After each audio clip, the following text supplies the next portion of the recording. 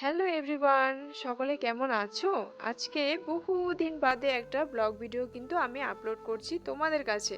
আজকে প্রায় 10 দিন হয়ে গেছে আমি কিন্তু একটা blog video long video upload করতে পারিনি, কারণ আমার সময়টাই হয়ে ওঠেনি। আর আজকাল আর অত সময়টাও পাই না যে আমি ব্লগ ভিডিও একটা লং ভিডিও এডিটিং করব।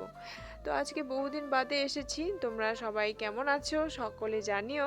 আর জানা মতে হ্যাঁ, একটা কথা যে সোশ্যাল মিডিয়ায় কাজ করতে হলে আমরা যেভাবে আমাদের ব্যক্তিগত কাজগুলো আমরা সম্পূর্ণ করে রাখার চেষ্টা করি, যেহেতু আমাদের নিজের পয় পরিষ্কার সব কিছু আমরা নিজেরা করার চেষ্টা করি, বা ঘরের কাজকর্ম বলো সব কিছু দেখে শুনে রাখতে আমরা চেষ্টা করি, তো তেমনিটাও আমাদেরকে একটা সোশ্যাল মিডিয়ায় একটা আইডি চালাতে গেলে আমাদেরকে ওই আইডি বা অ্যাকাউন্ট মানে ওটার মধ্যে আমাদেরকে মনোযোগ দিয়ে কাজ করতে হয়। তো ওই হিসাবে আমার মানে প্রচুর গ্যাপ রয়ে গেছে মাঝখানটায়, কেননা এতটা লেট করা ঠিক নয়।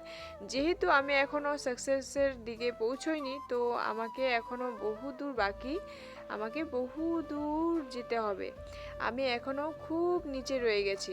তো তার জন্য মানে আমাকে জানা মতে আমাকে রোজ ছাড়া দরকার, লং ভিডিও একটা করে রোজ ছাড়তে হয়, কিন্তু আমার কাছে একটু সম্ভব হয়ে উঠতে পারছে না, কারণ সময়ের অভাব।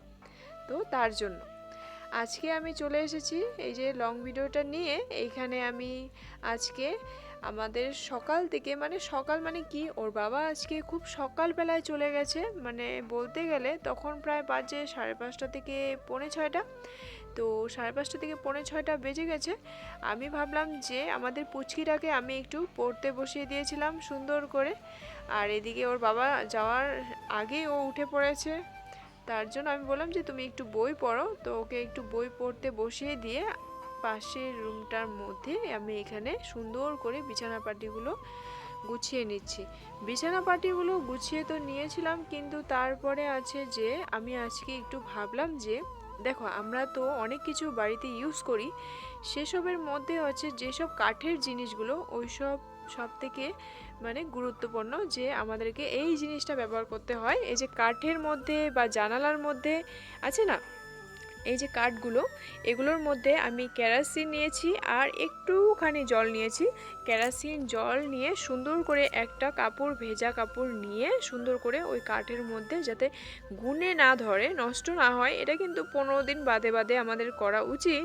15 দিন বাদে বাদে করে নিলে কিন্তু ভালো, জিনিসগুলো ভালো থাকে। একটা জিনিস আমরা যেরকম একটা জিনিসকে যত বেশি মানে যত্ন করে রাখার চেষ্টা করব, সেই জিনিসটা ততদিনে কিন্তু আমাদের কাছে টিকতে পারবে। বাকি আমার বাড়ির ভেতরের কাজ একটু একটু মানে হয়ে গেছে। এখন চলে এসেছি বাইরে, দোকানে গেছিলাম কাপড়টাকে চেঞ্জ করে নিয়ে, দোকানে গেছিলাম সলাই নিয়ে আসতে। সলাই ছিল না বাড়িতে, সলাই তো খুবই গুরুত্বপূর্ণ, বাড়িতে না থাকলে উনুন ধরাবো কীভাবে।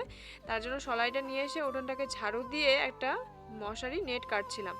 এটা দিয়ে একটু কাজ আছে। তার আগে আমি কি করছিলাম, গাছ থেকে একটা ঝুড়ির মধ্যে খুব সুন্দর করে দেখো সিমগুলো উঠেছে। তা এবারে আর বেশি করে সিমগুলো ওঠেনি যদিও, কিন্তু হয়েছে কিন্তু সিমগুলো। আসলে গোড়ার মধ্যে সার না পড়লে কোথা থেকে ফল হবে, তাই না? গাছটাকেও অমনি করে যত্ন করতে হবে, নিজেকে যেভাবে যত্ন করা হয় গাছটাকে ওইভাবে যত্ন করলে আমরা নিশ্চয়ই ফল পাবো, কেন পাবো না, হ্যাঁ না? তো এখানে